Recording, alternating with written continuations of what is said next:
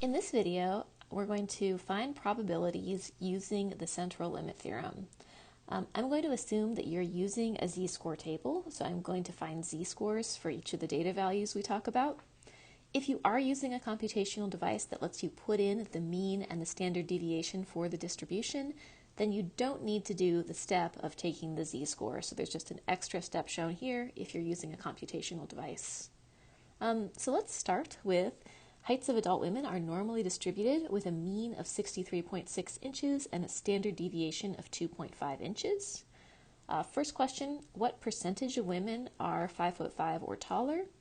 5'5" is the same as 65 inches. And 2, find the probability that a sample of 25 women has an average height of 5'5" or taller. Pause, try these out, and we'll talk about them in just a moment. Okay, so what percentage of women have a height of 5'5" or taller? Here is our normal distribution. The heights of women are normally distributed with a mean of 63.6 inches and a standard deviation of 2.5 inches. So here's my mean, here's the mean plus 1 standard deviation, here's the mean minus 1 standard deviation.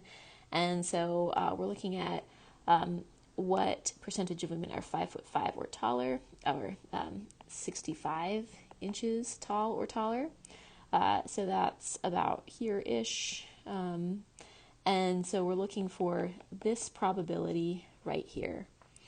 So to find that probability, if we're using the z-score table, then our first step is going to be to find the z-score, and the z-score is the data value minus the mean divided by the standard deviation. So in this case, that's 65 inches minus the mean of 63.6 inches and divided by the standard deviation, and that is 2.5 inches. The units, the inches will cancel out, and we'll just be left with a z-score, which has no unit like inches to it. It's just the number of standard deviations above or below the mean that the data value is. So that is the unit number of standard deviations. And anyway, if we calculate that, we will get a z-score of 0.56. 0.56 is our z-score. And so when we find the probability that x is greater than 65 inches, that's the same as the probability that our z-score is greater than 0.56 inches, that our z-score is greater than 0.56. And since that's a greater than, and in general, these tables typically give less than, as do most computational devices, what we need to do is do 1 minus the probability that z is less than 0.56. And so if we look that up in a table, we'll see that that's equal to 0.7123. 0.7123. And so that means that the probability that we're looking for is 0.2877.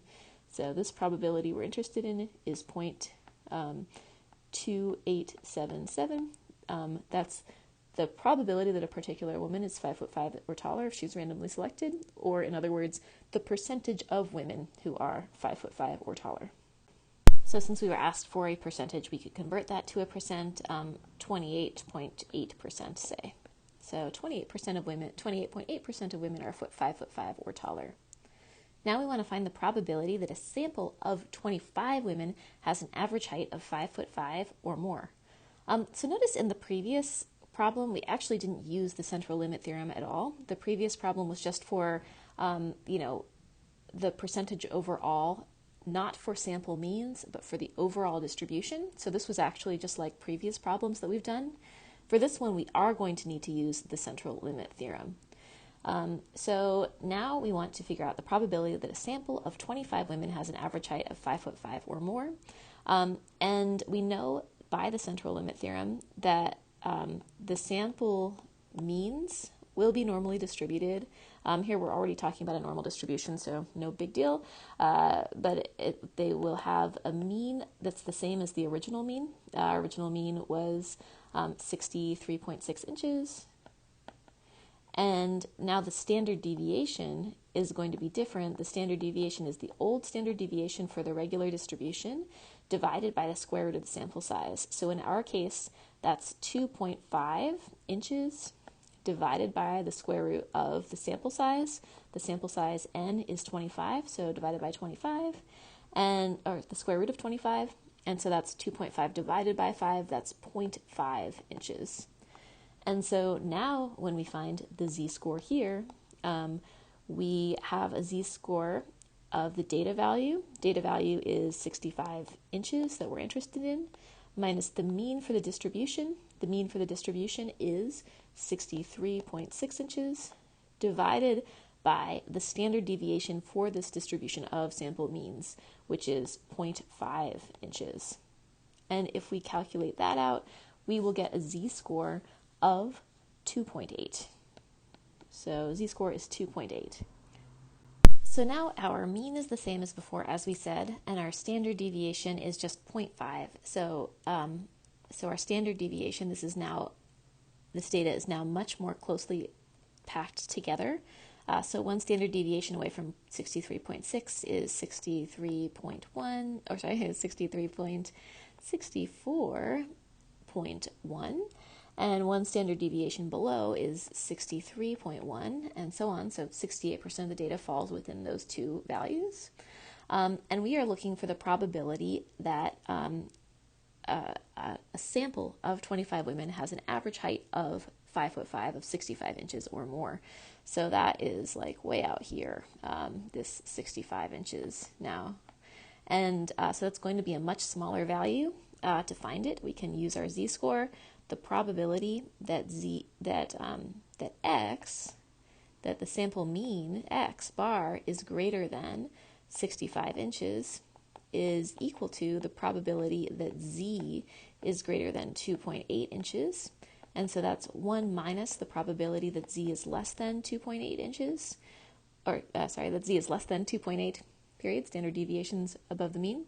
And so that's 1 minus, if we look now at a z-score table, then that's 1 minus, that probability is 0.9974, and so the probability we're looking for is 0.0026.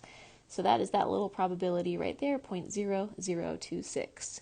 So the probability that a sample of 25 women has an average height of 65 inches or more, the probability that the sample mean is greater than or equal to 65 inches is 0.0026.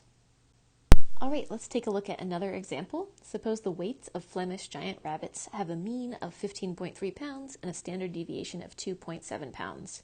If a random sample of 40 Flemish giant rabbits is taken, what is the probability that their average weight for this sample is 1, less than 14 pounds, 2, more than 15 pounds? So I encourage you to pause and try that out. All right. So we've got a mean of 15 pounds and a standard deviation of 2.7 pounds. Since we're talking about the sample mean for a random sample of 40 of these rabbits, that means that instead of just using this standard deviation, we are going to find the standard deviation for the sample means.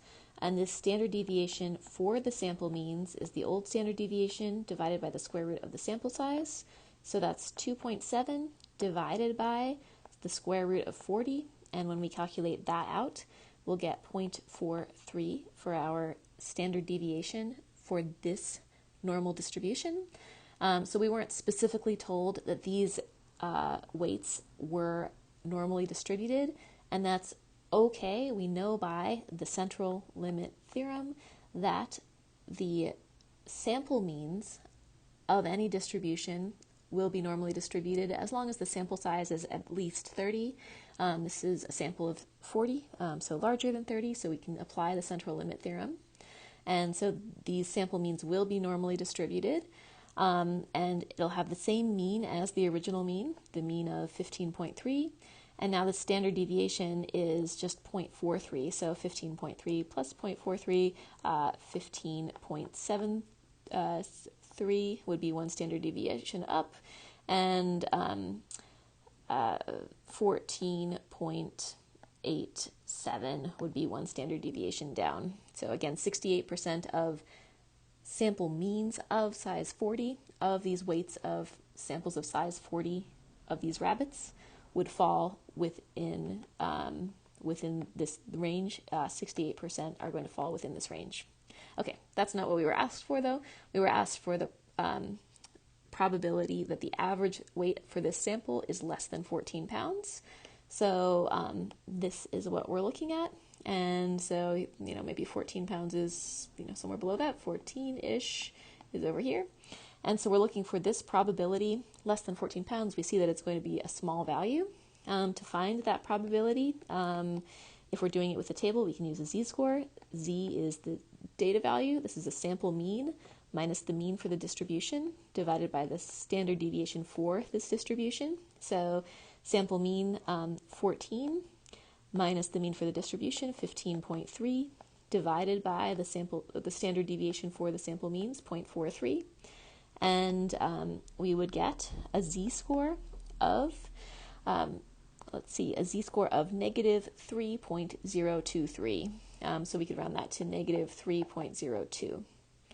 And then when we find the probability that the sample mean is less than 14 is equal to the probability that the z-score is less than negative 3.02. So at this point, you can use the table to find that probability.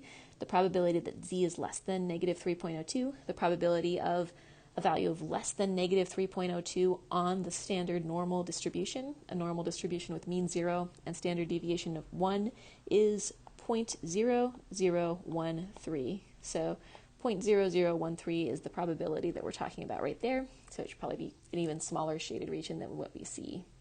All right, now we're looking for the probability that this sample of 40 of these rabbits has an average weight more than 15 pounds. So more than 15 pounds, that's right. Actually, it's more like here. So there's more than 15 pounds, 15, and it would be the probability that corresponds to this area. We already figured out that the standard deviation for these sample means is 0.43. And so the z-score then is, again, the sample mean that we're interested in minus the mean for the distribution divided by the standard deviation for the sample means. So that's 15 minus 15.3 divided by 0.43, and we get a z-score of 0.697. So 0.697, since the z-score table only goes to 2 decimal places, we could use 0.7 as our z-score. So z equals 0.7. All right, now the probability that the sample mean is greater than 15 pounds is equal to the probability that z is greater than 0.7. And so that's 1 minus the probability that z is less than 0.7, because again, most tables and computational devices give you this area down here, the less than, when we plug in a value. So now, using the z-score table, the z-score table or the standard normal table, this is 1 minus, and looking up probability that z is less than 0.7 gives us 0.2420, so that 0.2420 is that yellow part that's shaded in there. But we want the blue shaded region, so we'll do 1 minus that because the total area under the curve is 1. And so the probability that we're looking for is 0.7580. So 0.7580 is that probability of the blue shaded region. And that's the probability that a random sample of 40 of these rabbits has a weight greater than 15 pounds.